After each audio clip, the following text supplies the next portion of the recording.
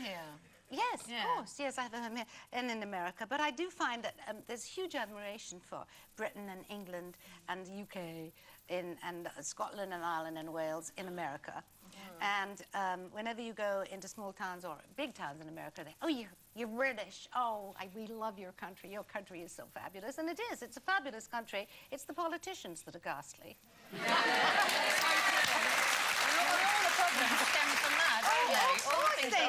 Absolutely. What you were saying earlier, I mean, you're so right. I mean, the politicians have done more to damage this country than anybody else. And, you know, the British people are so stoic and they're so wonderful. And, you know, I think that some of them are being treated appallingly. I mean, our elderly people are treated really badly in this country, I think. Absolutely. The people who got us through the war and, you know, who are now in the 80s and 90s, you know, who were in the services and in the air raid wardens and all of these people. And I remember them because I was a little kid. And you know, they were so lovely and so wonderful. And now you hear about these people and they're, you know, they don't have enough money to live on. And it makes me sick, actually. It makes me want to cry. So have you ever met a politician and told them off? Yes. I told Ken Livingstone off all the time. Oh, did you? Yes, I did. I was at an event once with him, and I was wearing a white cocktail dress. And he said, how did you get here? I said, I came in a car. He said, why didn't you go on a bike? I said, what, dressed like this? He said, yes, you could have tucked it in. I said, I think he was joking, but it was. I hope he was So joking. I told him off about bikes. I said, you know, first of all, they're really dangerous, I think, unless you're really good at it. And what do you do if you've got a kid? And what do you do if there's two of you? I mean, it's impossible.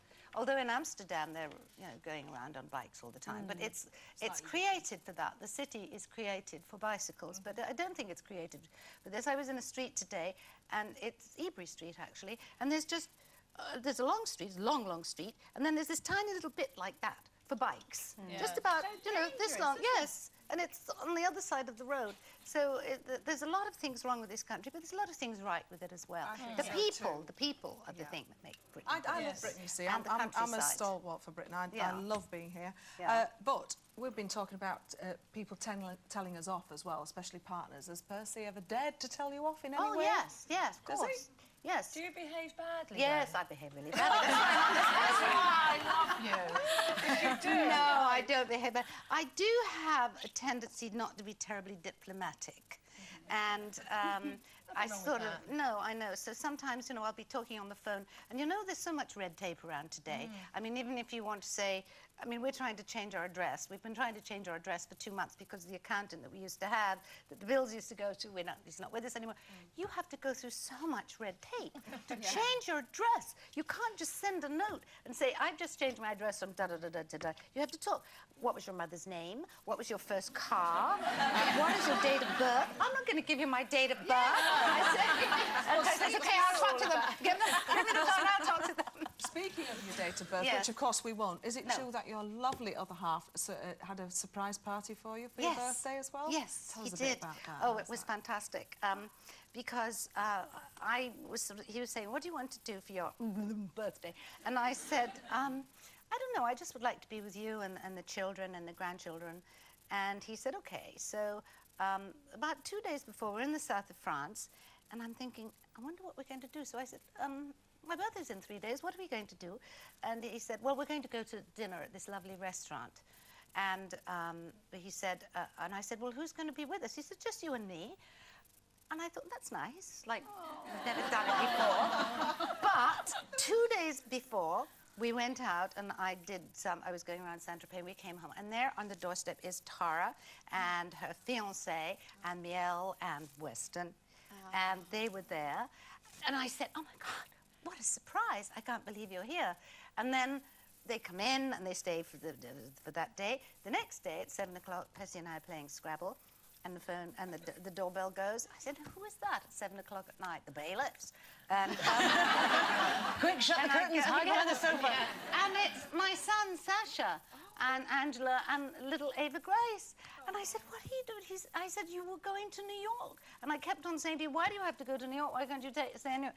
And then he comes in and drinks and da-da-da-da, and we're all happy. And then it goes again, the doorbell. And I said, now, what is this now?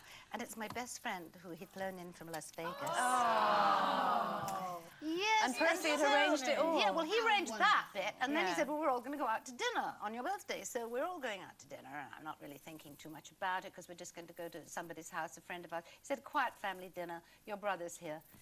And we go into this house of these friends of ours. It's a big house. And there are like 60 of my best friends from England and from some from the south of France and some from America who had flown in for my birthday. And it was a surprise. How lovely. It was so All your unbelievable. tri-coastal friends. What? All your tri-coastal friends. Well, yes, English, mostly English and some French. And it was a phenomenal, and he had How fireworks lovely. and great food. And So this was the he's right one. man to marry. Oh, yeah, you betcha. Keep that one. Yes, I will. Talking about the image of our stars today. Now, you are the absolute epitome of glamour. And everybody... Shucks. No, it's true. we totally love it. Do you think stars in general today make the effort or not? I think sometimes they do. I think on the red carpet, you know, they really look great, a lot of them. I don't think that people today do. I mean, I was brought up, I wanted to make the effort. I like dressing up in certain ways. And, oh, guess who? I love clothes, and I love doing myself up Do to you an ever point. stay in your jammies all day? I don't wear jammies, darling. I wear nighties.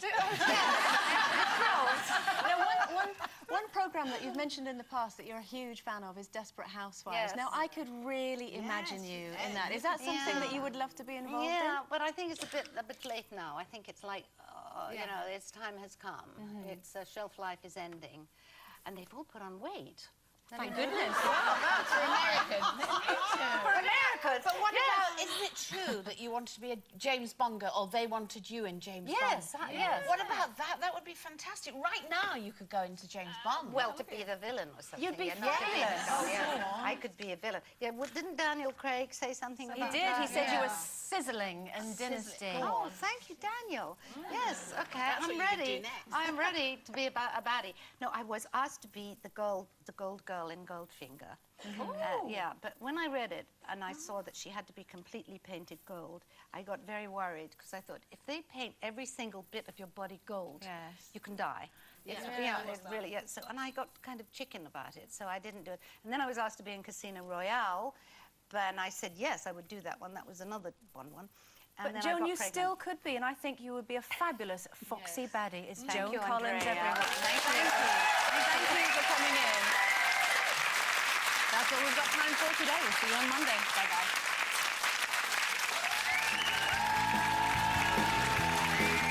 Next here on UTV, it's the lunchtime ITV News and Weather, which will be followed by local UTV News and Weather. Then Terry Dwyer and her dream team will be transforming homes in 60-minute makeover.